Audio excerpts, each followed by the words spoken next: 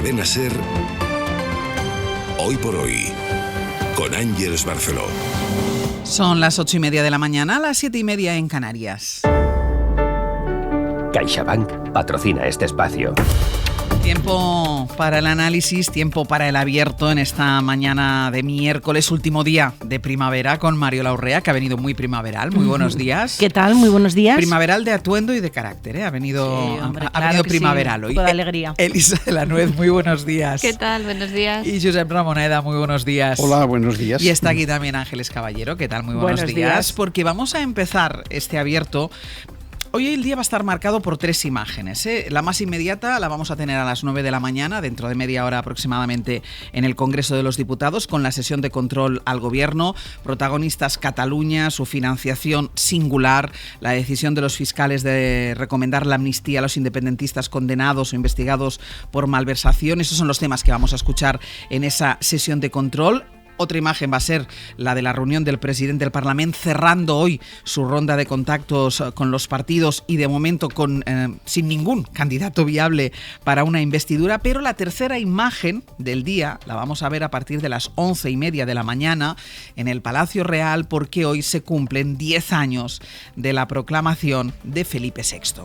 Señor, juro desempeñar fielmente mis funciones. Las Cortes Generales acaban de recibir el juramento que Vuestra Majestad ha prestado. Guardar y hacer guardar la Constitución y las leyes. En cumplimiento de la Constitución. Y respetar los derechos de los ciudadanos y de las comunidades autónomas. Queda proclamado Rey de España, don Felipe de Borbón y Grecia, que reinará con el nombre de Felipe VI. ¡Viva el Rey! ¡Viva! ¡Viva España! ¡Viva! Bueno, pues este banda militar es uno de los sonidos que vamos a volver a escuchar hoy, y está aquí con nosotros también María Manjabacas. ¿Qué tal, María? Hola, buenos días. Porque están previstos actos militares, institucionales, culturales a lo largo del día. La Casa Real ha publicado un nuevo lema, que es toda una declaración de intenciones de lo que Felipe VI quiere para su reinado y para la regeneración de la monarquía. Ese lema es servicio, compromiso y deber. 10 años de reinado. 10 años de mucha convulsión política en el país, pero 10 años también donde el rey emérito tampoco se lo ha puesto fácil al monarca. Han sido años muy difíciles. Yo, si tuviera que escoger un calificativo, diría que muy complicados, porque tenía que renovar la institución y matar al padre, metafóricamente hablando, y cada decisión que tomaba, bueno, pues todos lo sabéis, no tenía precedente. Renuncia a la herencia del padre, admitiendo por escrito en un comunicado los negocios turbios con y sin Corina. Desprendiéndose de la hermana, le quita el título. Desde entonces, los miembros de la familia real ya no pueden trabajar para una empresa ajena para evitar, bueno, pues el escándalo Urdangarín. En cualquier caso, la sombra mayúscula sigue siendo el emérito. El tema está sin resolver. Exiliado de motu propio en Abu Dhabi y con causas judiciales, hay que recordar que se han cerrado por prescripción, porque regularizó a tiempo y por la inviolabilidad que tenía como jefe de Estado. Esto es lo que podríamos decir personal, porque esta es una institución, hay que recordarlo, que además tiene familia y que, como siempre nos dicen en Zarzuela, esta es la parte más complicada de gestionar. Esto sobre la gestión personal, sobre la gestión de la familia real, pero luego han sido 10 años de una situación política muy, muy complicada. Ha habido en estos 10 años 5 convocatorias electorales. Ha tenido más rondas de consultas el rey que su padre en 40 años, y además todo el procés en Cataluña, que recordemos le llevó a pronunciar ese discurso, su discurso más famoso y más polémico de estos 10 años. Sí, de hecho, bueno, yo estos días oía a la que fuera es vicepresidenta del Gobierno, Carmen Calvo, decir que igual no debería haber sido un discurso de rey, sino de jefe de gobierno. A partir de aquí, su presencia no fue grata para una parte de la política catalana, que lo eliminó hasta de los saludos, y con esto ha lidiado. Ahora la situación está más calmada, pero lo que decías, 10 rondas de consultas, haciendo comunicados en los que hasta apeló a la costumbre cuando nombró candidato a Feijóo, o recordando que él no nombra candidatos, sino que lo hace por criterio constitucional, no porque le guste uno u otro a libre albedrío, porque, bueno, recordamos que hasta la extrema derecha le ha pedido que se implique en el tema de la amnistía, cuyo decreto os tengo que decir que ha firmado absolutamente como todos. Y bueno, ya sabéis que el CIS desde hace años no pregunta por la monarquía. Por si teníais dudas, que sepáis que la Casa Real hace sondeos internos, lo reconoció el otro día en el Ateneo el que fuera jefe de la Casa. De hecho, pesaron para que se gestionara la abdicación, y seguro que en breve tendrán testado quién cotiza al alza en la Casa Real, y yo aventuro que igual se llevan alguna sorpresa, y a lo mejor está relacionada con mujeres. Y dices, pesaron en abdicación, y Y yo creo que también han pesado en el hecho de haber organizado todos los fastos de hoy, porque no estamos acostumbrados a que la monarquía española celebre ni cumpleaños, que lo haga públicamente, ni cumpleaños, ni aniversarios de reinado. Han sido muy parcos. Exacto, en cambio hoy lo van a hacer, va a haber toda una jornada de exposición de la familia real. ¿Qué es lo que está previsto exactamente, María? Pues mira, a las 11:30 empieza en el Palacio Real un desfile militar, un relevo de la Guardia Real, que de forma excepcional van a ver desde el balcón los reyes y sus hijas. Una hora más tarde ya es el acto central, cuando el rey va a condecorar a 19 ciudadanos de toda España, uno por cada comunidad y las 2 ciudades autónomas. Estos han sido escogidos por ser un ejemplo para la sociedad.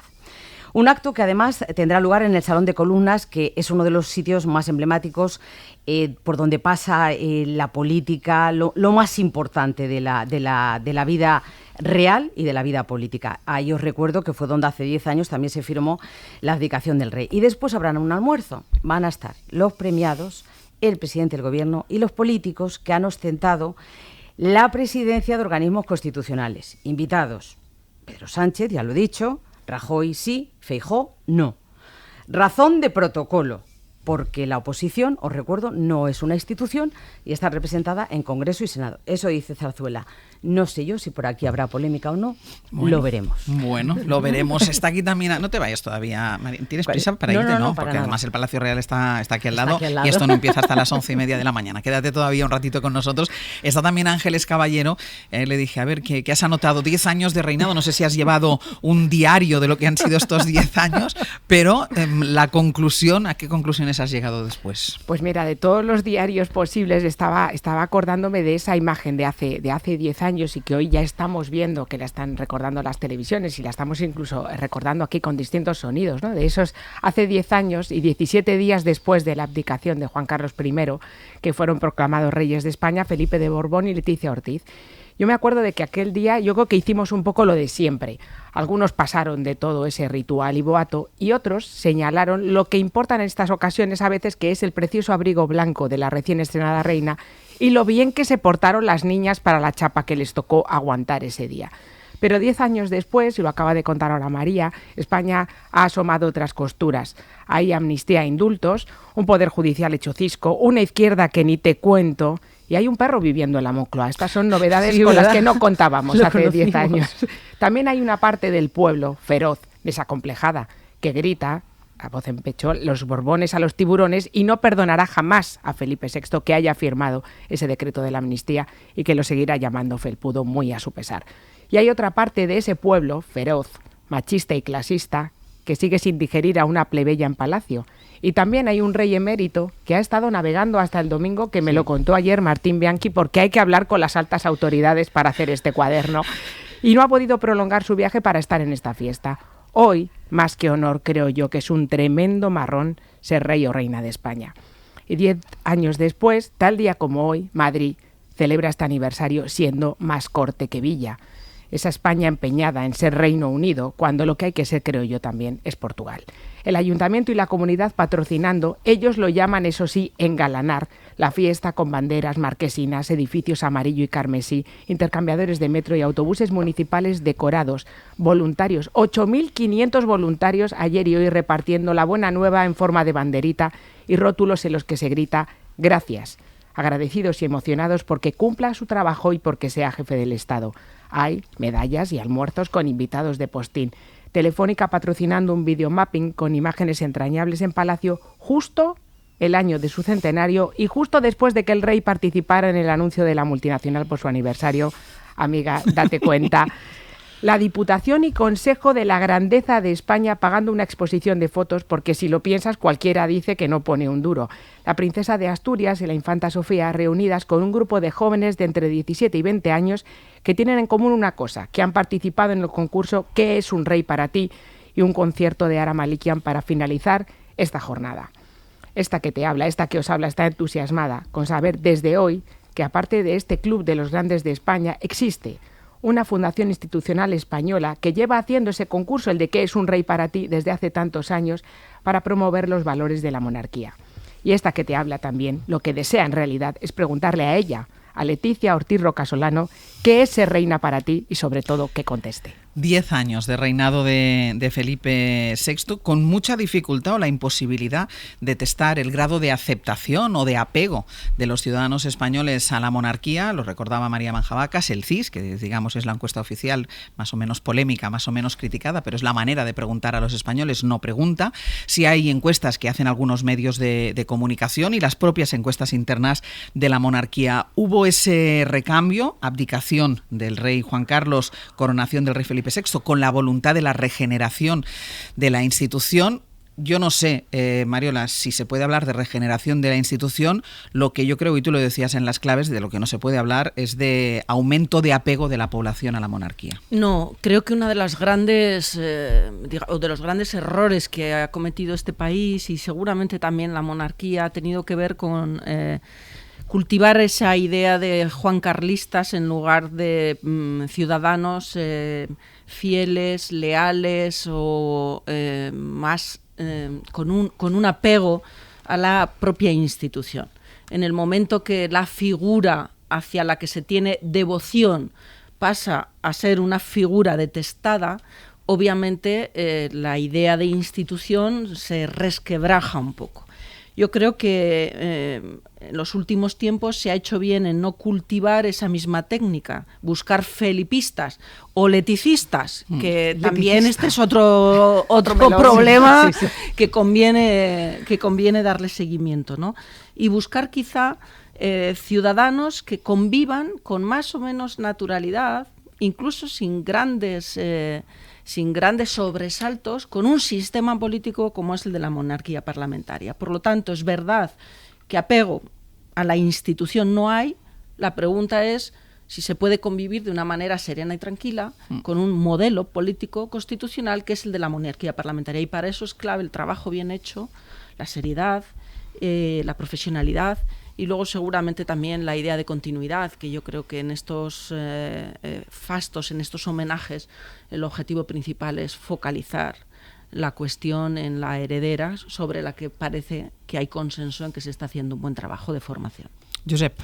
A mí me sorprende mucho este festejo. No acabo de entender que un rey que hasta ahora había mantenido un perfil relativamente discreto, salvo algunos momentos, se monte ahora a la celebración de un festejo simplemente porque se cumplen 10 años de su coronación.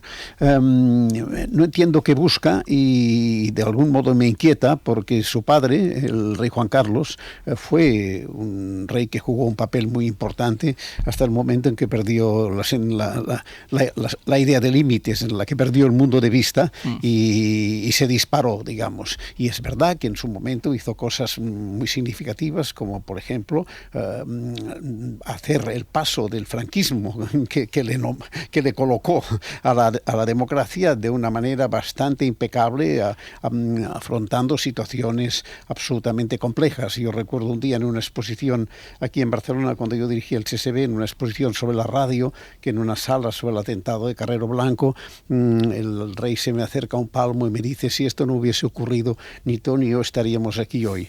Yo le dije: yo no, pero usted no lo sé. Y me dice: yo tampoco, no me hubiesen dejado hacer lo que tenía que hacer. Bueno, en aquellos momentos yo creo que él sabía lo que tenía que hacer. Después perdió el mundo de vista y pasó lo que pasó, ¿no? ¿Qué significa ahora esta celebración del rey actual? Decías muy bien al empezar que su tarea más difícil ha sido matar al padre, ¿no? Sí. Todos matamos al padre para crecer, digamos. Lo que pasa es que lo matamos a escondidas, digamos, y él tiene que hacerlo en público por el cargo que ocupa, ¿no? Yo creo que en líneas generales, como siempre pasa en las monarquías, el ruido y el escándalo ha estado en el terreno familiar, y esto ya se sabe. Miren la monarquía inglesa, miren la que quieran. Creo que sigo pensando que la monarquía es un anacronismo y que mantenerla sigue siendo una cosa un poco rara y contradictoria, un principio de herencia en una sociedad fundamentada sobre la igualdad y el voto, y me sorprende un poco que un rey tan prudente ahora se envalentone. Yo creo que para mí hay un momento en que él perdió la noción de la prudencia, que fue el 3 de octubre. Aquel día para mí cometió un error grave, en vez de ponerse en conciliador o por lo menos lanzar algunas señales de posible entendimiento, se puso en primera línea la represión y esto le dañó mucho la imagen en Cataluña. Pero bueno, esto ya pasó. Déjame que me vaya a publicidad, luego voy contigo, Elisa, ¿eh? A la vuelta seguimos. En CaixaBank sabemos lo importante que es tener a alguien cerca. Por eso apoyamos a los emprendedores a través de Microbank con 100.000 microcréditos al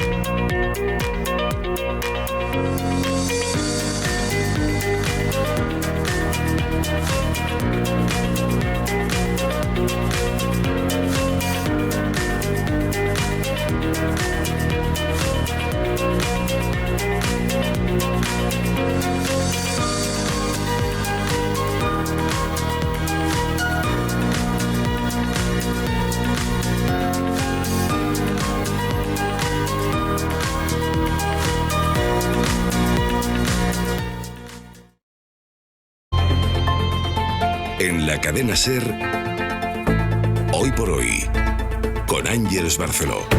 8:48 minutos de la mañana, 7:48 en Canarias. En el abierto, Mariola Urrea, Elisa de la Nuez y Josep Ramoneda, y están también con nosotros María Manjabacas y Ángeles Caballero. Estábamos comentando estos 10 años de reinado que se conmemoran y se celebran hoy por todo lo alto de reinado del rey Felipe VI, y no te habíamos escuchado todavía, Elisa. Sí, no, yo quería también decir, efectivamente, como también ha apuntado Mariola, que aquí es un tema de trabajo en la institución, ¿no? El rey se encuentra con, digamos, una situación tremenda en cuanto al desprestigio del rey emérito, que además es su padre, que esto también es un componente personal, pero como decía fuera de micrófono, es que es una institución muy peculiar porque el elemento personal es muy importante.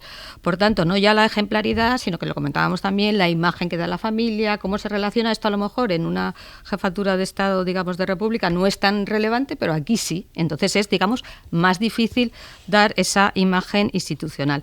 Por otro lado, también quería resaltar que el tema básico, yo creo que esto sí que ha funcionado estos años, es que es una institución al final, digamos, arbitral, neutral. Ha tenido, como habéis recordado, momentos en que no se sabía muy bien, no había un precedente, no había una regulación. ¿Qué pasa si no se presenta un candidato? Yo creo que esto se ha solventado muy razonablemente y hay que reconocerlo, porque claro, es fácil cuando tienes un precedente, cuando no lo tienes es más difícil, y yo yo creo que durante estos años sí se ha hecho ese trabajo de institucional. O sea, como habéis dicho una cosa que me parece totalmente relevante. Ya no es un apego personal a una persona, sino es si la institución funciona, y creo que esto es importante, porque estoy totalmente de acuerdo, es anacrónica, la gente joven ve esto rarísimo, pero si la institución te funciona, ¿por qué no? ¿Por qué no? Y yo creo que en estos años la institución razonablemente ha funcionado.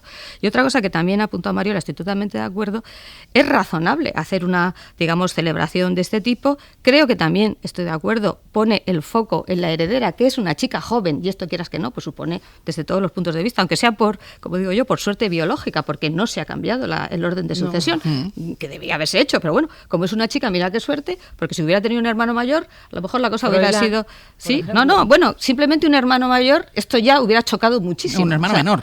No, que ella, digamos, no hubiera sido la heredera porque hubiera tenido un hermano varón. Imagínate. O menor. Bueno, efectivamente, tenéis razón. Pero es decir, ¿cómo se hubiera visto esto por una sociedad en el siglo XXI? Hemos tenido suerte y no ha pasado, pero vamos, que yo a veces pienso, uy. Y luego hubiera cambiado entonces la Constitución, te digo una cosa, se hubiera cambiado. Bueno, no lo sé. Se hubiera hecho una modificación express para que eso no hubiera. Pues ojalá, porque eso se hubiera visto mal. Y quería terminar con una cosa que también habéis apuntado, y efectivamente la monarquía puede ser por razones históricas, afinidad, los grandes de España, lo que sea, más, digamos, cercana a un sector más de derechas de la población, pero en su interés, y creo que en ese sentido el rey también lo tiene claro, está en ser una institución para todo el mundo. Y por tanto, todo lo que sea apropiarse, por un lado, de la población, de la institución, no es una buena idea.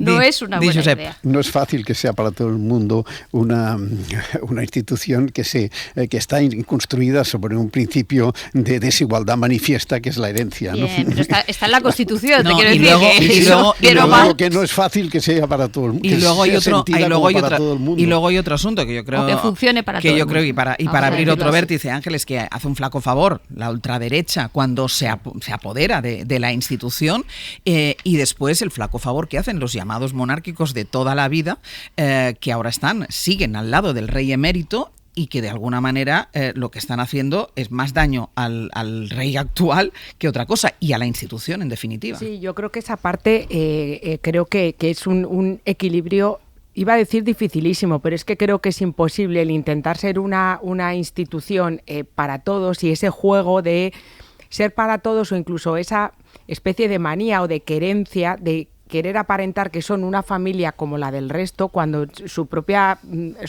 constitución es imposible que sea como la de cualquiera de nosotros, cualquier López, cualquier Rodríguez, cualquier Caballero, pero al final los que están intentando, o sea, el mero hecho de que ni siquiera el Partido Popular, sino el Partido Popular de Madrid, yo entiendo que además los reyes viven en Madrid, pero esta cosa de un poco de apropiación y de fervor absoluto y de cortesanía hacia la institución, creo que hace que esa especie de objetivo de ser para todos se aleje un poco, ¿no? Porque además lo que tú dices, o sea, el agradecer o el valorar lo que pudo hacer y la tarea que realizó el rey Juan Carlos no es incompatible con ver esta última etapa y todo lo que hemos ido conociendo. O sea, no se trata de demonizarle, pero tampoco le canonicemos. Entonces, esta cosa yo creo que genera que haya gente no solo que lo pueda ver anacrónico, en fin, una cosa, sino que, sí, pero una cosa como que debe ser eliminada, sino que es imposible. Mariola. Hay unos elementos que yo creo que la monarquía, confío en que lo tenga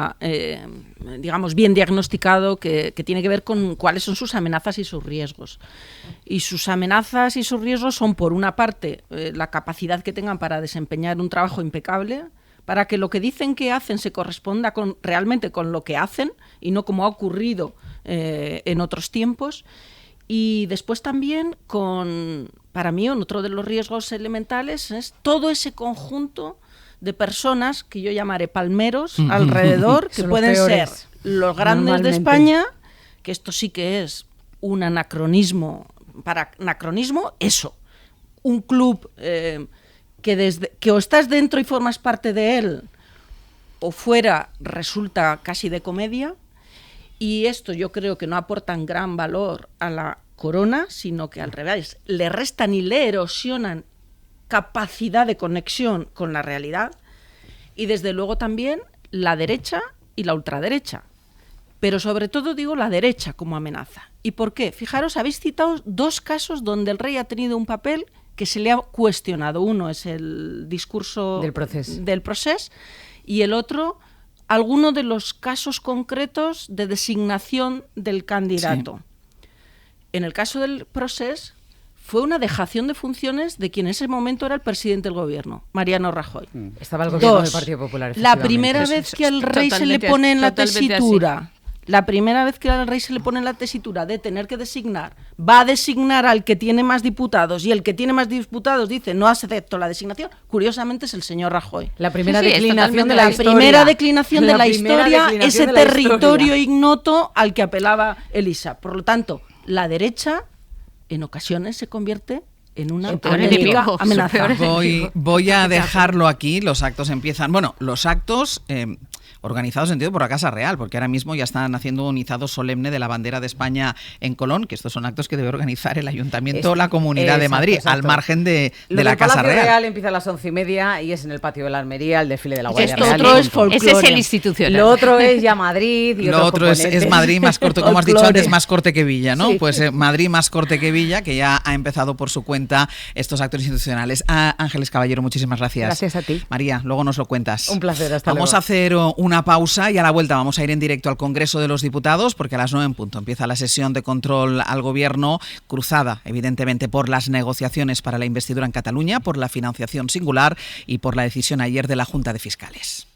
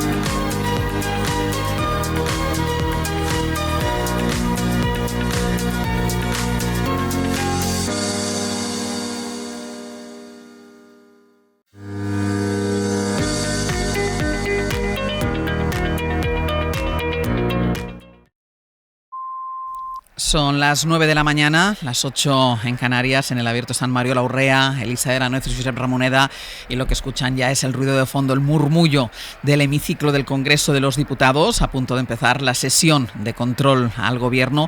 Decíamos cruzada por las negociaciones para la investidura en Cataluña, sobre todo por toda la polémica abierta a partir de esa propuesta del Partido Socialista, de esa financiación singular, esa palabra singular que hay que dotar de contenido, y también por la decisión ayer de la Junta de Fiscales, y es más que probable, Josué Coello, que esto sobrevuele sobre todo el cara a cara que hay entre el presidente del Gobierno y el líder de la oposición. Sí, Ángeles, buenos días. Sobre todo porque el presidente del Gobierno recibe preguntas hoy del Partido Popular. Por ejemplo, dicen, ¿está dispuesto a llevar a cabo una verdadera regeneración democrática? También preguntas de Bildu o de Junts sobre la situación política y la legislatura, cuando en este momento la presidenta del Congreso de los Diputados, Francina Armengol, comienza la sesión. Ya está el presidente del Gobierno en su escaño, también la vicepresidenta del Gobierno, y Francina Armengol, que da por iniciada, Ángeles, esta sesión de control en el Congreso de los Diputados. Vamos a escuchar esa primera pregunta. Al Gobierno conforme al orden remitido por él mismo. Primero empezamos con las preguntas dirigidas al señor presidente del Gobierno. La primera la formula el diputado don Alberto Núñez Feijóo, del Grupo Parlamentario Popular, que tiene la palabra. Gracias, señora presidenta. Señor Sánchez, ¿en qué punto de su novedoso plan de regeneración democrática viene que un ministro sea reprendido por mofarse de desaparecidos, llame drogadicto a un jefe de Estado extranjero o llame saco de basura, por decirlo suavemente, a un ciudadano? Nada más, muchas gracias. La pregunta era, ¿está dispuesto a llevar a cabo una verdadera regeneración? Y la primera pregunta ha sido sobre algunas declaraciones y actuaciones y tuits del ministro de Transportes, Óscar Puente. Gracias, señora presidenta. Señor Feijóo, su pregunta es sobre los planes de regeneración y calidad democrática de este Gobierno. Yo le voy a responder. ¿España es una democracia plena? Sí lo es. Pero efectivamente todos los rankings nos llevan, y también informes, por ejemplo el anual de la Comisión Europea, a ponernos, bueno, pues un pero. Y ese pero es el bloqueo que ustedes están haciendo al Consejo General de Poder Judicial y su renovación, tal y como mandata la Constitución española. Por lo cual, señor Feijóo, la pregunta es bien sencilla. Cada vez que hay una opción de que podamos entendernos el Gobierno y el principal partido de la oposición, aparecen sus jefes, el señor Aznar, el señor Abascal, la señora Ayuso, y le dicen, ni se le ocurra. ¿Qué Feijóo vamos a tener hoy? Señoría, ¿vamos a tener el Feijóo que por una vez cumple con la Constitución o, como siempre, va a cumplir con sus jefes?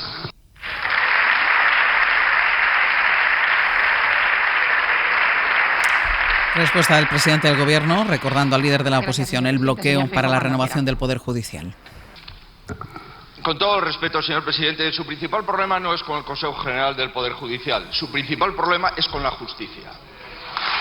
Señorías,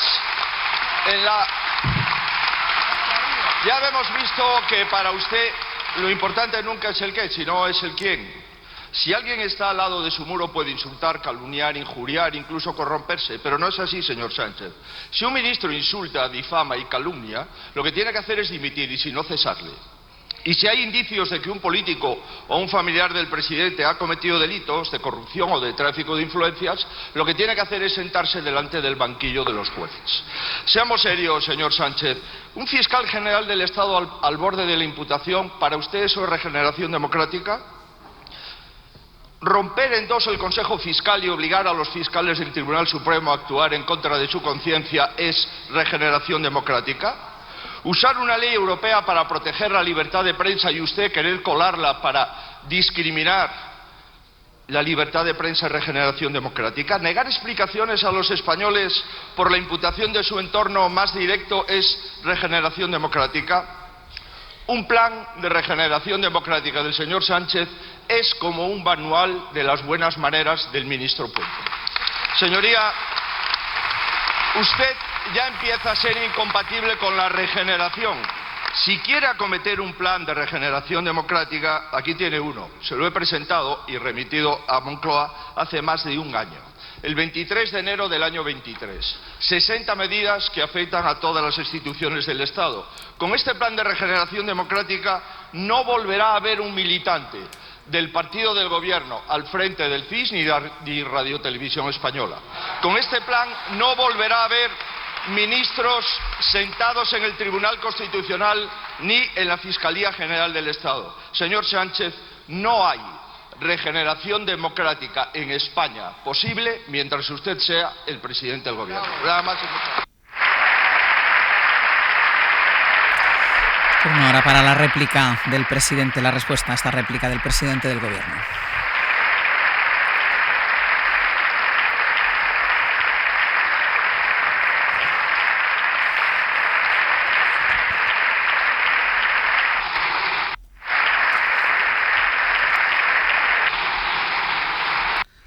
Como ya es habitual, larga ovación de la bancada popular a la intervención del líder de la oposición, esperando la presidenta del Congreso a que terminen los aplausos. Se levanta incluso. Estamos en una sesión de control, habitual, de todas las semanas, es decir, no es un pleno extraordinario. Y puesto en pie, la bancada popular aplaudiendo a Alberto Núñez Feijóo. Silencio, por favor. Silencio, por favor. Gracias, señor Feijóo. Señor presidente del Gobierno, cuando usted quiera. Yo creo, señor Feijóo, que la respuesta se la ha dado de su propio grupo. Se le ha hecho muy larga la contestación en su intervención y ha tenido que salir a animarle su público. En fin, este Gobierno va a hacer un plan de regeneración democrática, señoría, durante los próximos 3 años. Yo entiendo que se le haga larga la legislatura, como se le imagino se aburrirá de escucharse a sí mismo. Pero este Gobierno va a afrontar esa regeneración democrática. Vamos a contrastar con las cosas que ustedes hacen allí donde gobiernan. Señoría, por ejemplo, ustedes lo que han hecho ha sido eliminar la Oficina de Lucha contra la Corrupción de las Islas Baleares. Bueno, sin mencionar el execrable comportamiento del presidente del Parlamento de las Islas Baleares de ayer, que merecería la reprobación y la dimisión por parte también de su mayoría parlamentaria. Han cambiado las leyes para controlar, por ejemplo, el Consejo de Transparencia y la Cámara de Cuentas de la Comunidad de Madrid. Prohíben, por ejemplo, que haya una comisión de investigación que investigue los muertos en residencias en la Comunidad de Madrid, señoría, sus mayorías parlamentarias. Derogan las leyes de memoria democrática y aprueban falsas leyes de concordia que lo que hacen es contravenir el derecho internacional humanitario. Eliminan las concejalías de igualdad. Fíjese, en 1 de cada 3 ayuntamientos que ustedes gobiernan con Vox, de más de 40.000 habitantes, han desaparecido precisamente esas concejalías de igualdad. Esconden la declaración de bienes y actividades, como hacen 46 de los 143 senadores y senadoras de ustedes, señoría, del Partido Popular. En fin, nosotros vamos a garantizar que se cumpla la Constitución española, con ustedes o sin ustedes. Respuesta del presidente del Gobierno. No ha habido ninguna mención, ninguna alusión a las negociaciones en Cataluña. Se ha basado la pregunta del líder de la oposición sobre la regeneración democrática. Vamos a ver si es en la intervención, en la pregunta que va a hacer ahora la portavoz. Míriam Nogueras, portavoz del Grupo Parlamentario de Junts per Catalunya. Hoy, la financiación de los catalanes depende de los presupuestos generales y no de una investidura. Y recuerdo, porque leyendo sus últimas declaraciones, parece que a usted se le ha olvidado, señor Sánchez. ¿Cree que los ciudadanos de Cataluña nos merecemos una financiación justa? Gracias. Referencia directa a la financiación de Cataluña. Muchas gracias, señora presidenta. Bueno, su pregunta es otra, es cuál es la situación política de España. Yo le tengo que decir que la situación política en España hoy Esta era la pregunta que había registrado el Grupo Parlamentario de Junts. En el año 2018. Y en cuanto a la pregunta que usted pues acaba de realizarme, pues efectivamente sí, tengo que decirle que por supuesto merecen una mejor financiación como el resto de territorios de España.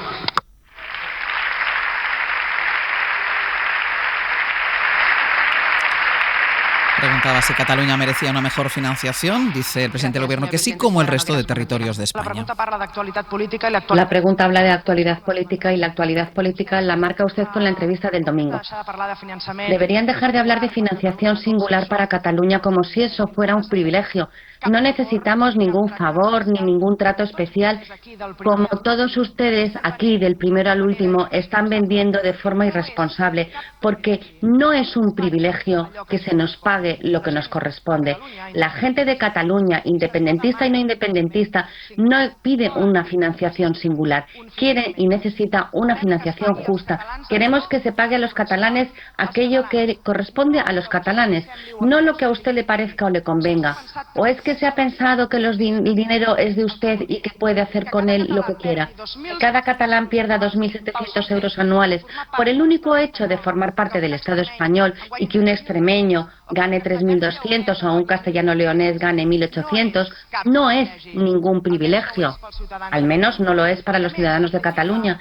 Y además certifica eso que muchos ya sabemos y defendemos, que es que la mejor financiación para Cataluña la tendremos siendo un Estado independiente. ¿Deberían preocuparse todos ustedes? Un poco más de la vida de las personas y un poco menos de las sillas, las poltronas, las encuestas y los titulares. Más de la mitad de la población pasa por dificultades para llegar a final de mes. Y eso que hacen ustedes con nuestro dinero no ha sido nunca justo. Le pregunto, señor Sánchez, ¿los catalanes solo nos merecemos el dinero que nos corresponde si usted consigue colocar a Illa en el gobierno de Cataluña? Y si no, ¿qué? ¿Que nos den a todos? Porque eso es exactamente lo que está usted diciendo. Y acabo. Si su partido y el mío estamos negociando fuera del Estado español con una mediación internacional, no es por nuestro capricho, es porque ustedes han demostrado que no son de fiar. Y no se confundan, nuestro trabajo aquí no es hacer que usted o un partido político español le vayan bien las cosas. Les recuerdo que nosotros estamos aquí para Cataluña y para los catalanes. Gracias, señora Nogueras. Señor presidente, cuando usted quiera. Por favor, ruego silencio. Muchas gracias, señoría. Nosotros también estamos aquí para trabajar por los catalanes. El Partido de los Socialistas Catalanes es la primera fuerza política. En todo caso, le he de recordar que no ha habido gobierno en los últimos años, sea del Partido Popular o incluso del Partido Socialista previamente, que haya apostado tanto por la financiación autonómica de las comunidades autónomas. Más de 250.000 millones de euros de media, sí, más de 250.000 millones de euros de media más que los 6 años previos de administración del Partido Popular. A su comunidad autónoma, señoría, a la comunidad autónoma que usted representa aquí, más de 50.000 millones de euros, o casi, mejor dicho, 50.000 millones de euros para ser exactos. ¿Y con eso qué estamos haciendo? Pues reforzar el estado del bienestar, es decir, luchar contra la desigualdad. Y ahí están los resultados, señoría. Ahora mismo en España, pues afortunadamente la capacidad de ahorro de las familias en el año 2023 se ha doblado. O lo que estamos viendo es, gracias a la combinación del refuerzo de las políticas del estado del bienestar que están en manos de las comunidades autónomas y también la subida del salario mínimo interprofesional, que estamos reduciendo la desigualdad tanto social, intergeneracional como territorial. Y ese es el compromiso que tiene el Gobierno de España. También tendría usted que leer los acuerdos de investidura, si me permite que se lo diga, porque con Esquerra Republicana, en el acuerdo de investidura mío, en esta tribuna, lo que asumí fue el compromiso de reformar el sistema de financiación autonómica y reconocer una singularidad al pueblo de Cataluña. Eso es lo que he pactado con Esquerra Republicana y es el compromiso que voy a cumplir durante esta legislatura, también con ustedes, por supuesto. Por tanto, no estamos hablando de la investidura del señor Illa o no del señor Illa. Estamos hablando de que efectivamente este Gobierno y esta mayoría parlamentaria tiene ese compromiso con las distintas fuerzas parlamentarias. En todo caso, señoría, lo que le puedo decir es que esa política económica y social, fíjese, hoy mismo acabamos de recibir una extraordinaria noticia. La Comisión Europea nos ha sacado del procedimiento de déficit excesivo, es decir, estamos expandiendo la economía, haciendo crecer la economía, creando empleo y consolidando las cuentas públicas. Pues hacemos una pausa y a la vuelta vamos con el análisis sobre la polémica financiación singular para Cataluña.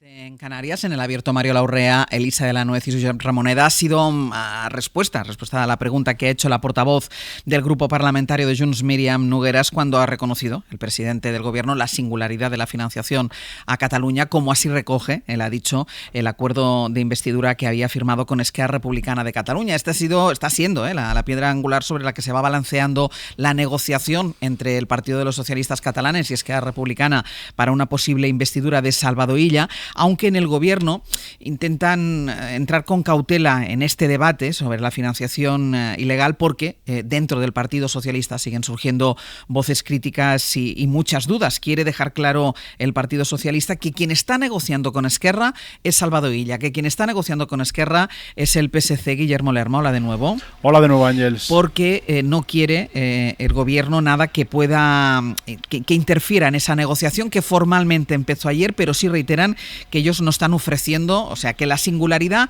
no quiere decir concierto económico especial para Cataluña. Sí, lo dicen, es verdad, de manera más clara en privado que en público, pero el gobierno asegura que no contempla en ningún caso ofrecer a Esquerra ese concierto cupo a la catalana. Tampoco lo defiende Salvador Illa, que cree que eso podría desestabilizar al resto de España. Es una línea roja, por tanto, en la negociación, pero en la Moncloa, después de abrir el debate sobre la reforma de la financiación, lo que quieren es imponer la cautela en las declaraciones. Reconocen que va a ser una negociación muy complicada y que cualquier interferencia la puede hacer saltar por los aires, y por eso insisten en que quien pilota el diálogo es el PSC, aunque es evidente, todo el mundo lo sabe, que cualquier acuerdo necesitará también la rúbrica del Ejecutivo. El PSOE no quiere entrar tampoco a explicar cuál es su propuesta concreta para reconocer esa singularidad que exigen los independentistas, conscientes además de que para hacer una reforma de calado en el sistema hay que tocar leyes orgánicas, y eso necesita, por tanto, de una mayoría parlamentaria que no tienen garantizada en este momento. Necesitarían la participación del PP o de Junts para sacar adelante esos cambios en las cámaras. Por eso, ante este escenario incierto, en este momento el gobierno lo que quiere es poner el foco y la presión sobre el partido de Alberto Núñez Feijóo. Pues Lerma, muchísimas gracias. Hasta luego. Hasta luego. Hoy termina la ronda de consultas del presidente del Parlament catalán para proponer candidato a la investidura. Radio Barcelona, Xavier Belló, buen día. Hola, buen día. Hoy va a ser, entre otros, el turno de Illa. Illa pide más tiempo. Tampoco Carles Puigdemont quiere presentarse este mes. La fecha límite, en cualquier caso, Xavi, sería el 25 de agosto. Si ese día nadie ha conseguido sacar adelante la investidura, ahí sí que iríamos a repetición de elecciones. Si no hay ninguna sorpresa durante esta mañana, pues el presidente Rull convocará formalmente esta tarde para el próximo día 25 el llamado acto equivalente, es decir, una puesta en marcha de esta cuenta atrás hacia las elecciones sin que nadie se someta a un debate de investidura. Es algo que nunca había sucedido hasta ahora tras unas elecciones, que nadie quisiera postularse después de unos comicios, y el único precedente que existe fue tras la inhabilitación de Quim Torra, cuando Junts no quiso proponer a otro candidato y se ideó esta figura para no quedar atrapados en un bloqueo. La voluntad de Salvador Illa es acabar presentándose como candidato, pero más adelante, ya en pleno verano, cuando hayan avanzado más unas negociaciones con Esquerra que formalmente empezaron ayer y que no albiran un acuerdo a corto plazo. Això requereix temps, va per llarg, per tant, simplement cerqui ja contactes, és la nostra... Va para largo, decía la portavoz Marta Vilalta, que también ha afirmado que es una falta de respeto hacia el Parlamento que nadie quiera presentarse a la investidura. Los republicanos hablarán también con otros partidos, con Junts, aunque son conscientes de que el único pacto posible es con el PSC, con quien las posiciones están aún muy lejos sobre esta cuestión de la financiación. Junts, por su parte, ya apuntó la semana pasada que no quería ir tampoco a un debate que no prosperara, que no quería hacer un Feijóo, a pesar de que Puigdemont dejó claro después de las elecciones que iba a ser candidato a la investidura. Si se confirma que tampoco se presenta, lo tienen que trasladar a las 10:30 al presidente del Parlamento, pues no habrá de momento debate de investidura y por lo tanto Puigdemont, si quiere cumplir con su promesa, tampoco tendría que volver aún a Cataluña cuando la aplicación de la amnistía en sus causas es bastante incierta. Xavi, gracias. Buen día. Pues ha reconocido el presidente del Gobierno la singularidad para la financiación de Cataluña, así lo recoge, dice el acuerdo de gobierno, el acuerdo de investidura con Esquerra Republicana de Cataluña. Lo que pasa, Josep, que es que la palabra singular es lo suficientemente ambigua como para no saber exactamente de qué estamos hablando. Bueno, porque, entre otras cosas, porque tampoco ellos lo saben, digamos. Todavía no se ha concretado en nada esta singularidad, ¿no? Yo creo que el marco político es claro y es el que determina este retraso, que puede sorprender, pero me parece relativamente natural. Es decir, objetivamente hay una sola posibilidad de una mayoría absoluta para elegir un presidente, que es Illa con votos del PSC, Esquerra Republicana y Comuns. Puigdemont es prácticamente imposible de que obtenga la mayoría necesaria y el PSC, me extrañaría mucho que en estas circunstancias estuviese dispuesto a buscar una salida a toda costa con votos del PP y de lo que fuera, cosa que ni creo que el PP ni nadie se los diera. Por tanto, la realidad es que hay una sola opción. Es cuestión de entre estos 2 meses conseguir cerrarla o volver a las elecciones. No hay otra historia que esta. Entonces, aquí evidentemente lo que hay que, la única vía de hacer un acuerdo que Esquerra pueda asumir, Esquerra, recordemos, el marco político está en una situación muy complicada, con su liderazgo cuestionado, con Junqueras habiendo renunciado a sus funciones para hacer una especie de peregrinación por todo el partido para ver si se vuelve a presentar o no, etcétera, etcétera. En este contexto, pues es evidente que lo que podría favorecerla, que es cuando hay 2 autoridades claras a cada lado, en este caso, digo una autoridad clara, en este caso Illa y Junqueras, pues Junqueras no está en condiciones de dar la cara y la negociación tiene que ser lenta, forzosamente, irla madurando hasta llegar a un punto que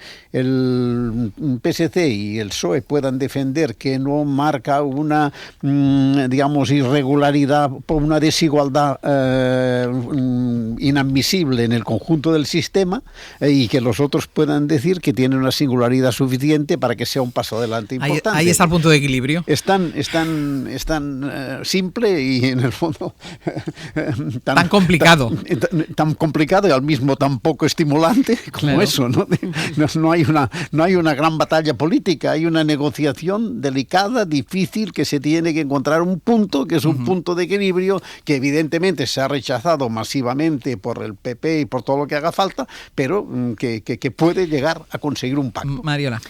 La realidad que describe Ramoneda en torno a que no hay posibilidad alguna de que Junts se haga con el gobierno de Cataluña, creo que es una realidad de la que ya es consciente Junts, y no hay más que escuchar esta mañana en la sesión de control y ver las caras de Míriam Nogueras para darse cuenta que lo que están es en el proceso de digerir esa realidad que puede atascarse y que puede hacerse bola, si se me permite la expresión. Y precisamente en esa capacidad de digestión de Junts de una realidad que coloca a su candidato Carles Puigdemont en un escenario de salida de la vida política, en esa digestión está la clave para que RC encuentre las palancas para poder hacer movimientos que tampoco son fáciles para ellos y que puedan garantizarle una negociación política y la aceptación de esa negociación política para que ella pueda ser presidente. Pero además de esta dimensión, quiero centrarme muy brevemente también en la otra dimensión en general de España. Y quiero señalar 3 puntos. 1. El bloqueo de hace más de una década del sistema de financiación autonómico. Y esto pone en evidencia un problema estructural que tenemos en España para drenar a tiempo o reformar, si se quiere, de una manera más sofisticada, aquellos elementos que configuran la viabilidad de España como Estado descentralizado, como Estado de las autonomías. Y el sistema de financiación es un elemento nuclear. Y segundo punto, si no se soluciona y se drena el sistema por la vía natural, que es de la reforma a tiempo, se drena por otra forma que es quizá menos natural, pero que es razonable que sea así, que es el de las negociaciones políticas para la gobernabilidad de España. Y hay que recordar que siempre la financiación ha sido objeto de negociación para garantizar la gobernabilidad de España, sea del PP, sea del PSOE. Y por último, es que el presidente del Gobierno en la sesión del control lo ha dejado claro. No nos escandalicemos de la singularidad ni de la negociación con Cataluña de un elemento de financiación específico. Pero si es que esto está en los acuerdos de gobernabilidad de esta legislatura, está en el acuerdo de Junts y está en el acuerdo de Esquerra Republicana. Y hay un espacio en esos acuerdos de discrepancia entre la posición de Junts y Esquerra de partida y la posición en la que quiere, en esos acuerdos se dice claramente, enfocar este aspecto el Partido Socialista. Por lo tanto, menos escándalo del PSOE o de algunos del PSOE y del PP, porque hay que atender a todos estos elementos. Elisa. Sí, ahora voy contigo, Ramoneda. Sí. Yo creo que lo habéis expuesto muy bien, ¿no? El tema es, al final, esto de la singularidad, ¿en qué se concreta? Porque esto es una palabra, pues vale, que en la que caben muchas cosas. Yo creo que el tema del concierto cupo catalán es que no es viable, que yo creo que esto es muy importante, no es que no sea viable políticamente, que además tampoco, por el tema de las comunidades autónomas, también, digamos, menos ricas, menos desarrolladas, ya el concierto y el cupo vasco y navarro, ¿vale? Pero son pequeños, es un territorio pequeño que no contribuye a la solidaridad, ¿vale? Yo creo que eso es importante entenderlo, que no es que no sea viable políticamente con todos esos problemas, que no lo es económicamente. Yo creo que esto es importante. Y luego lo otro que tú apuntas, Mariola, totalmente de acuerdo. Esto es una asignatura pendiente, como tantísimas otras, ¿no?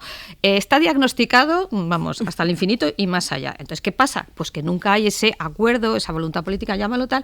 Y entonces, claro, tienes razón en una cosa. Si esto no se aborda como se tiene que abordar, que es en el marco general, reforma la financiación autonómica, pues va a pasar esto. Oye, ¿qué hay de lo mío? ¿Qué hay de lo mío? Y en función de las negociaciones de cada momento, claro, esto a mi juicio no es una buena idea porque esto es un parcheo, te doy esto porque ahora te necesito, en vez de plantearse, digamos, globalmente qué es lo que hay que hacer.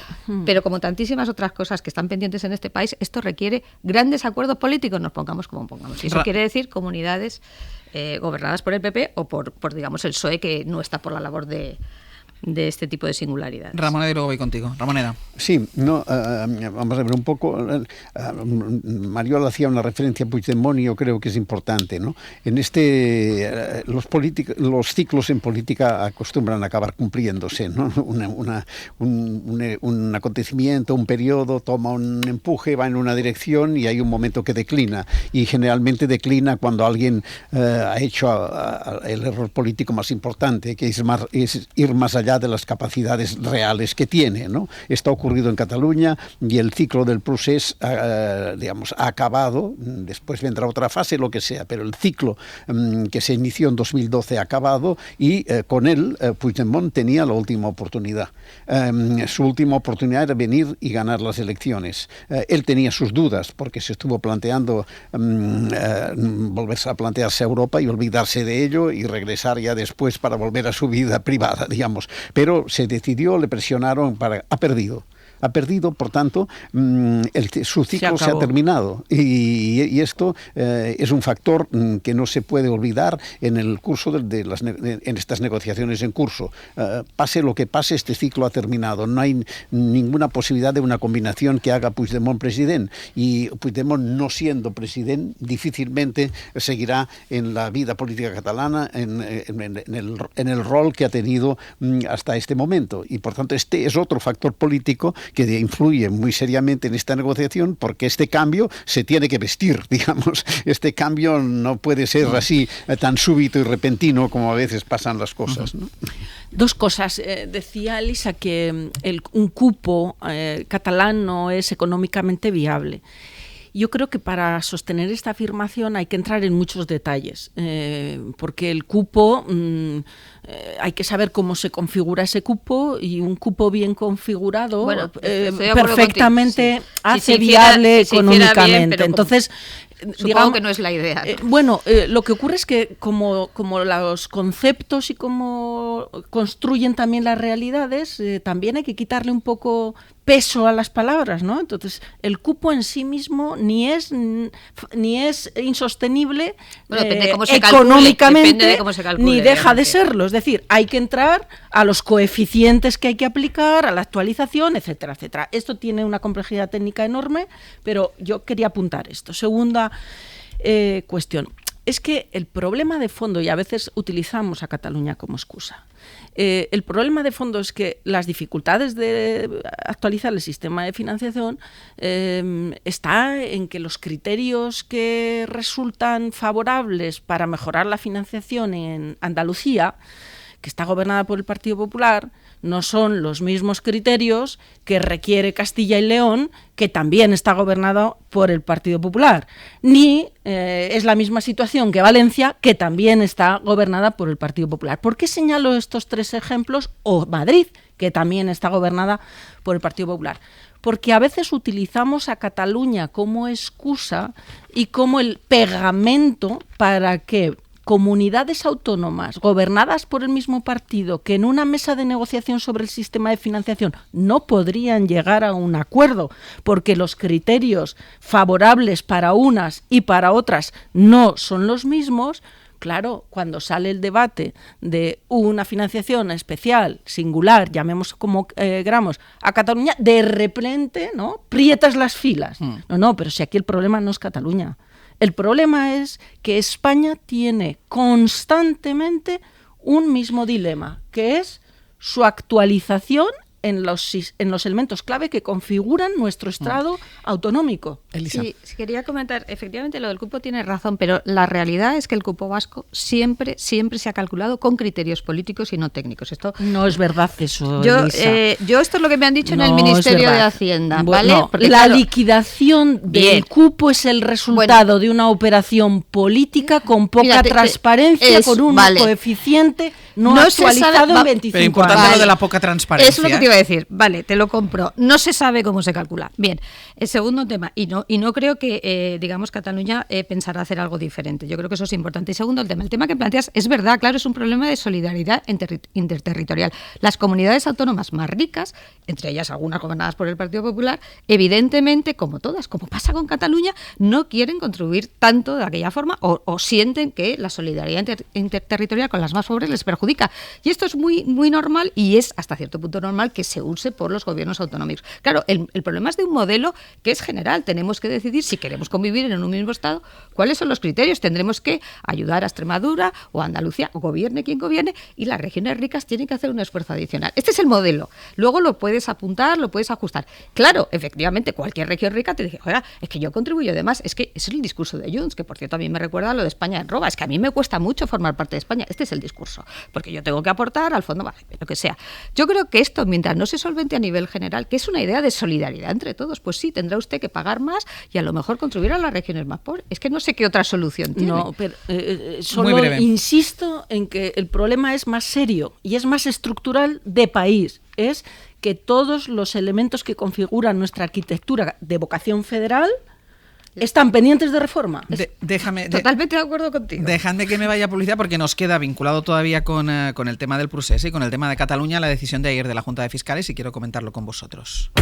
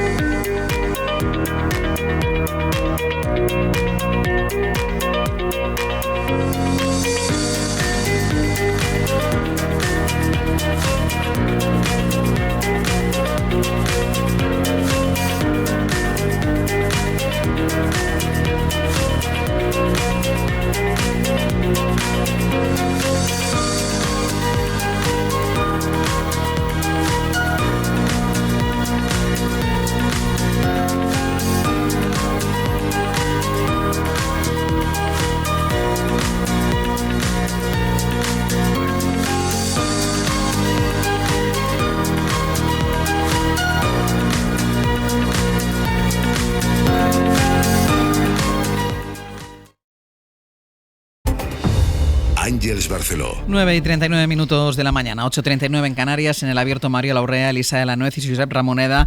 Nos queda todavía la decisión de la Junta de Fiscales. La Fiscalía ha fijado criterio con la ley de amnistía.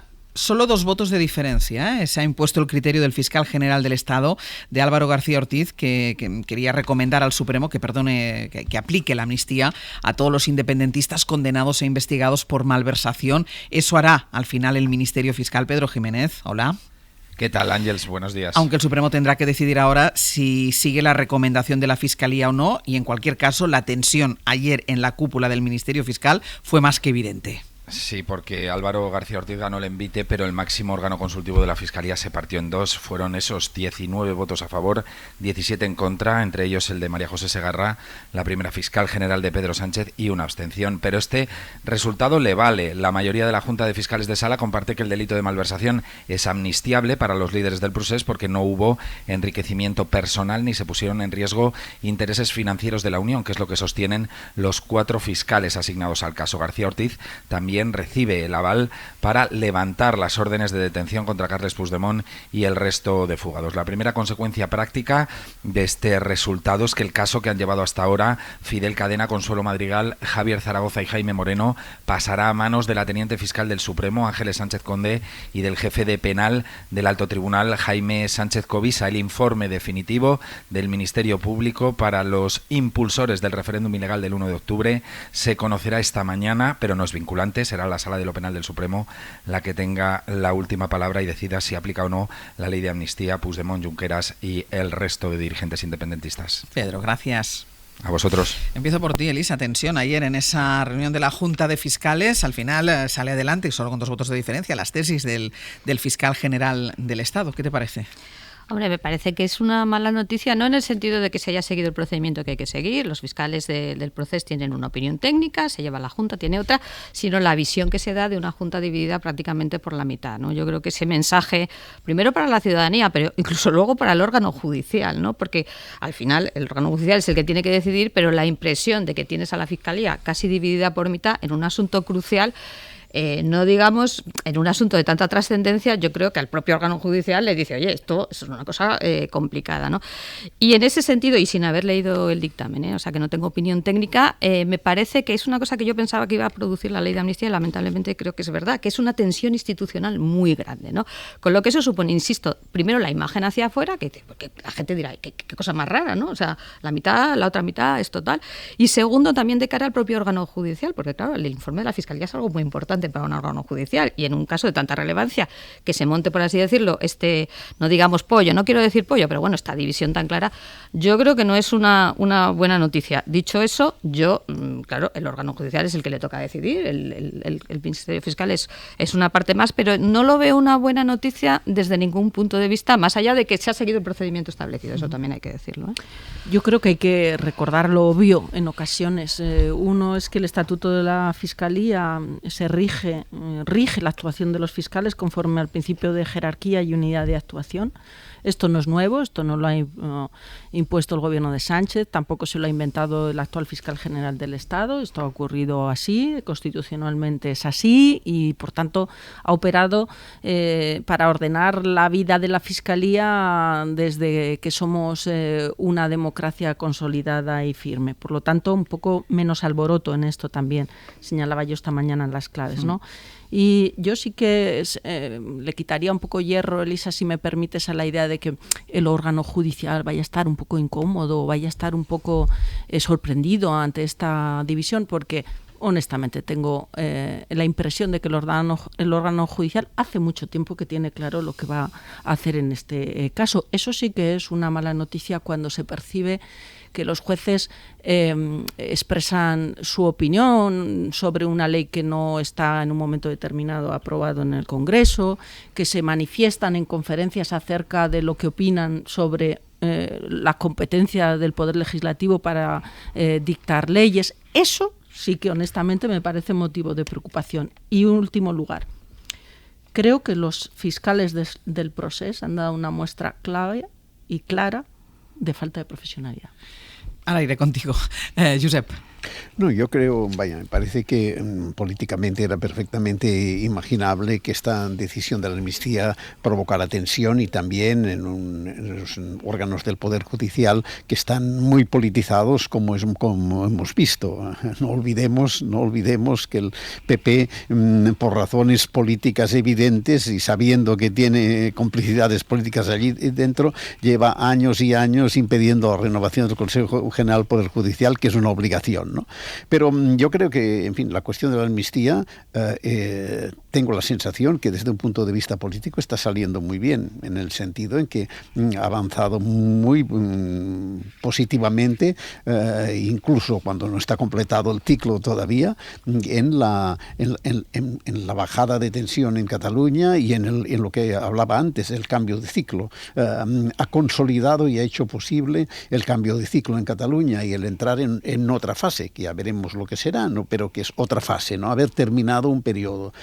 Y en este sentido, pues me parece que lo lógico y la tendencia es que se vaya imponiendo con toda naturalidad y que dentro de un tiempo, pues ni siquiera nos acordemos del alboroto que generó en su momento, ¿no? Elisa. No, yo no estoy nada de acuerdo, no por la parte política, sino por la parte jurídica. Lo he dicho varias veces aquí, esto no ha hecho más que empezar, va a arrastrarse mucho. Y siendo cierto, como dices, Mariola, que este es el procedimiento previsto, está el principio de jerarquía, está también la idea de que si yo tengo un criterio técnico diferente, lo tengo que elevar a la Junta de Fiscales. Algo así no es habitual. Esto hay que decirlo, porque claro, esto de que se divida casi por la mitad la Junta de Fiscales del Tribunal Supremo no es habitual, y en un caso de mucha trascendencia política y mediática. Por tanto, aunque el procedimiento está previsto, yo no recuerdo ningún caso de estas características. Y dicho eso, con respecto, yo no sé si el órgano judicial tiene tomada o no la decisión, pero sin duda este tipo de conductas sí influye en el órgano judicial y en lo que pueda pasar después. Es decir, el mensaje que se da, lo digo muy claramente, si decide, que no lo sé, hacer cuestión prejudicial o cuestión de inconstitucionalidad, este tipo de cosas lo digo porque claro, esto está en el expediente y se ve en el procedimiento, y esto da que pensar a los órganos judiciales, como es lógico, porque se ve una división técnica, insisto, más allá de las textos, muy evidente, ¿no? No alcanzo a ver dónde está tu diferencia con mi posición en términos jurídicos, porque creo que has afirmado, como yo, que el estatuto de la Fiscalía eso no es está ordenado bajo los principios de jerarquía y unidad de actuación. Eso es lo que ha ocurrido. Y la pregunta es, ¿a qué viene esto de que los fiscales del procés, por cierto, una de ellas, fiscal general del Estado, fuercen la situación hasta estos extremos? Bueno, tú apelas a la cuestión técnica. Claro, porque no están de acuerdo. Pero es que ¿acaso los que tienen la mayoría no tienen una opinión técnica también? Y ese es el problema, que se divide por la mitad. Y la exfiscal general del Estado, con Pedro Sánchez, está también a favor. Voy con un último asunto. No es blanco ni voy negro. con un último asunto que yo no sé si nos dará tiempo a comentar, pero como mínimo un breve comentario sí que querré de vosotros, y es un episodio al que ha hecho referencia el presidente del Gobierno, cuando le preguntaba el líder de la oposición por la Regeneración Democrática. Ha hecho referencia a lo que pasó ayer en el Parlamento de Baleares. El presidente de la mesa del Parlamento, que es de Vox, con los votos, gracias a los votos también del Partido Popular, rompió la foto de una serie de mujeres víctimas del franquismo que fueron represaliadas durante la Guerra Civil. No pot tocar el meu ordenador, president. Abandonen la sala. No pot tocar el meu ordenador. Radio Mallorca, Juan Antonio Bauzá, bon día. Buen día. El presidente del Parlamento Baleares, Gabriel Lesén, que al final terminó expulsando a las dos diputadas socialistas y miembros de la mesa por exhibir esas fotografías. Ellas tenían esas fotos pegadas en el ordenador que tenían abierto en ese momento en la mesa. Dice el presidente, o dijo el presidente del Parlamento, que había que preservar la neutralidad de la mesa. Precisamente el Pleno estaba debatiendo, Bauzá, en la admisión a trámite para la derogación de la Ley de Memoria Democrática. Sí, se aceptó con los votos de PP y Vox esa propuesta de ley de la ultraderecha que va a derogar, ya será después del verano, la Ley de Memoria Democrática. Durante este debate, las diputadas socialistas de la mesa, Mercedes Garrido y Pilar Costa, exhibían, como dices, en sus ordenadores esas fotografías de Aurora Picornell, otras de sus compañeras conocidas como las Rojas del Molinar, fusiladas y torturadas durante la Guerra Civil. Les ordeno, por favor, que retiren esos retratos de sus ordenadores. ¿En base a qué artículo, señor presidente? Señora Garrido, la llamo al orden. Por Como el artículo no existe, lo que dijo es que la llamaba al orden. Pilar Costa y Mercedes Garrido se niegan a retirar esas fotos. Estos retratos están aquí como acto de justicia y como acto de reparación de dones asesinadas por botxins. Y Lesen, el presidente, rompe la fotografía, insisten una y otra vez, tanto ella como el portavoz socialista en el Parlamento, Iago Negueruela, en que les diga en base a qué artículo tienen que retirar esas fotografías. Como no existe, a Lesen solo le queda decir que básicamente es porque él lo dice. Llevo media hora intentando convencerlas de que lo hagan por las buenas, así que lo hacemos por las malas. Lo hacemos por las malas, dice. La oposición en bloque pide la dimisión inmediata de Lesen ante ese silencio del PP que, preguntado por esta emisora ayer tarde, dijo que de momento no tiene nada que decir. Un silencio que hasta ahora sigue. La incomodidad del PP es más que evidente y como ejemplo lo que ocurrió en la votación. Escuchamos. Votamos 33 votos a favor, 22 en contra y una abstención. Y ni un solo aplauso de la bancada del PP, y eso que la ganaron la votación. Entonces le reprochan desde la oposición que por qué no aplauden. Los únicos aplausos estos, los de los diputados de Vox. Recordamos que el PP apoyó parcialmente esta ley que ahora va a derogar, que por eso no la llevaba Marga Proens en su programa electoral, la incluyeron luego en el pacto con Vox para conseguir el apoyo de los ultras. Bauza, gracias. Hasta luego. Me queda solo un minuto, pero Ramoneda, yo creo que es bastante elocuente. Lo he intentado por las buenas, pues bueno, por las malas, si no. Un solo comentario. Estos días que se habla tanto de qué hacer con la extrema derecha en toda Europa, pues el PP es el primer gran partido que ha legitimado a la extrema derecha y que gobierna parlamentos y instituciones con Vox, con toda comodidad y asumiendo escenas escandalosas como esta, ¿no? Yo creo que es un ejemplo de violencia política, uno más, y creo que debemos tomarnos en serio este tipo de actuaciones. Es una invitación que yo creo que corresponde a todos los demócratas, pero particularmente por la responsabilidad corresponde al Partido Popular. Sí, a mí me gustaría hablar de que es una falta de institucionalidad que cada vez vemos más, ¿no? Claro, se suele poner menos el foco en los parlamentos autonómicos y estamos viendo esto porque ¿qué es esto de por las malas? Oiga, mire usted, aquí hay unas reglas y claro, eso las hay que respetar. ¿En base a qué artículo le preguntaban? No, entonces, pero lo que me parece llamativo es que a veces nos fijamos, y con razón, en el Parlamento Nacional, que pasan también algunas cosas que dice, hombre, esto no parece muy institucional, y no nos acordamos de que en los parlamentos autonómicos pasan también estas cosas, ¿no? Entonces yo creo que es importante hablar de que aquí hay unas instituciones y hay que respetar unas reglas. Si no tenemos eso, pues apaga y vámonos. Pausa, seguimos.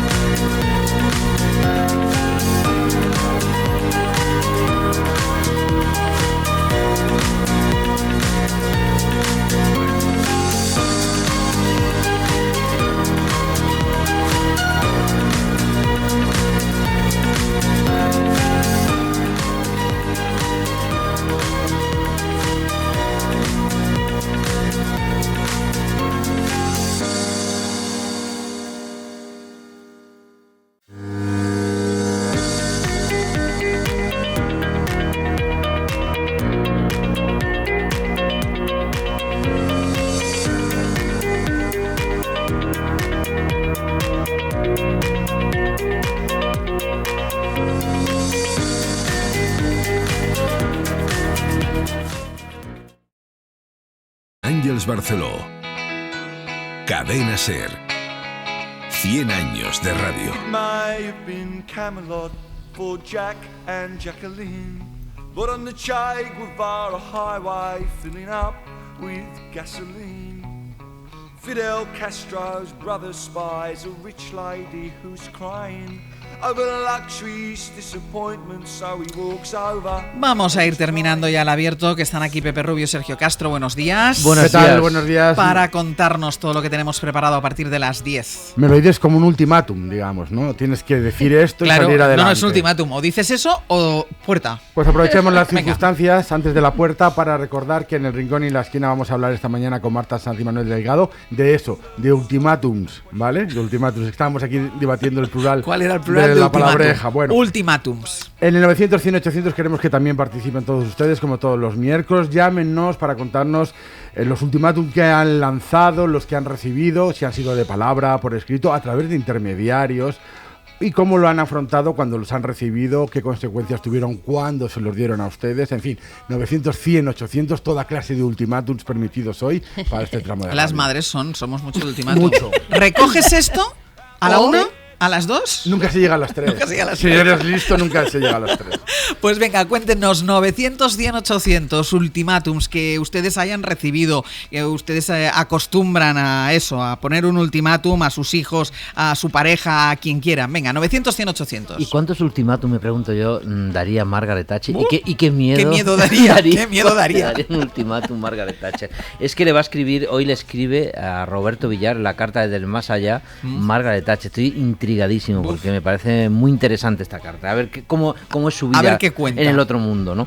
Y en Pretérito Pluscuamperfecto recordamos el momento en que Ferran Adrià y el Bulli dan el salto a nivel mundial. Ya a mediados de los 90 ya se hablaba de ese gran restaurante, pero es la portada de New York Times Magazine en 2003 el que le lanza definitivamente al orbe, ¿no? Y de estrellatos y de marca España en el mejor sentido y más noble y más eficaz de la palabra. Hablamos en la entrevista con ella, con Eva Nogales, que es científica, catedrática en Berkeley, que está estos días en Madrid en un congreso de mujeres del liderazgo femenino, para que nos cuente eso, la mejor versión de nuestro país, aunque tenga que ser fuera como tantas veces. Venga, y yo voy a dar un ultimátum a los oyentes, llamen al 900, 100, 800 o no sé qué va a pasar, ¿eh? Mariola Urrea, Lisa de la Nuez, Josep Ramoneda, hasta la semana que viene. Hasta luego, gracias. Adiós.